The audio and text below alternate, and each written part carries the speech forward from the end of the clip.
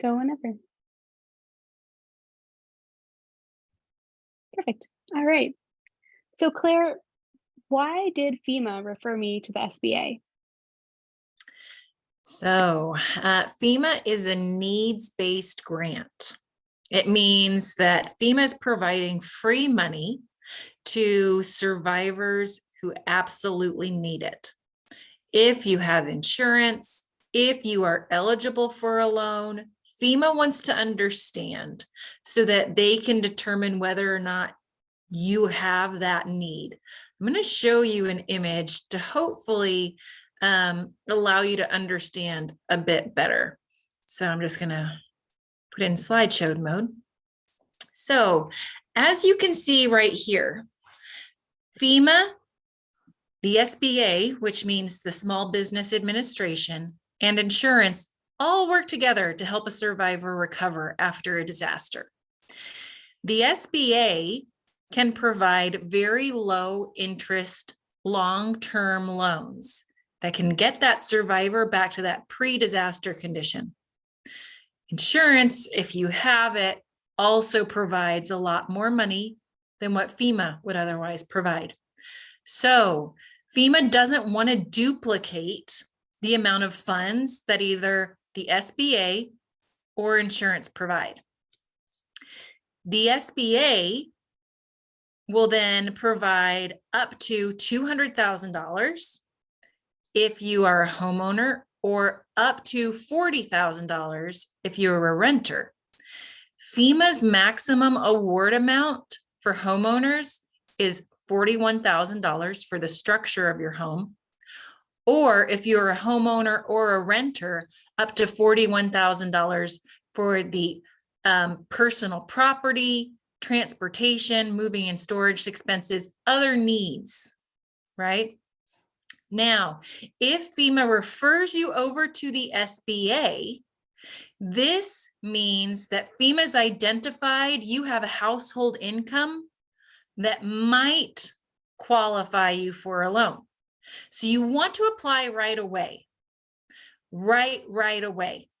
This will help you understand whether or not you are eligible for a loan, which then if you are not eligible for a loan, FEMA will then provide you, if you qualify, for personal property, transportation, and moving and storage expenses. Those three items are dependent upon an SBA loan denial.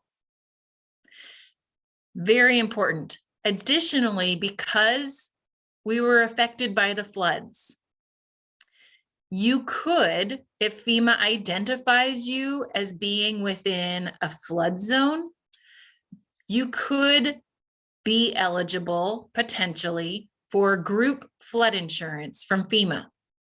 Applying for an SBA loan to determine whether or not you are eligible for a loan could also help determine whether or not you would be eligible for group flood insurance. Now, again, I'm going to state this one more time. If you have a household income that is greater than the threshold that FEMA determines being potentially eligible for a loan, they will refer you to the Small Business Administration. The Small Business Administration provides these loans for disaster survivors.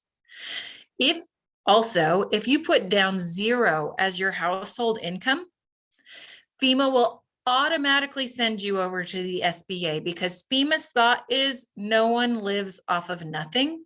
So if you have not yet applied to FEMA, which I very much encourage you to do so if you were affected by the floods, make sure that you put your accurate income. If you receive Social Security, put that income down. If you receive food stamps, put that income down.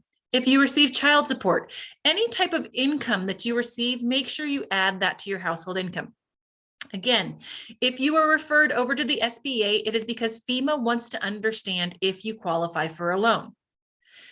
If you do qualify for a loan, FEMA will not help you with personal property, transportation, moving and storage, and group flood insurance. Those 4 things. You do not need to accept a loan. You do not need to. However, if you are not qualified for a loan, the SBA will let FEMA know, and then FEMA can determine how much, if any, funds will be provided to you for personal property, moving and storage, transportation, and group flood insurance.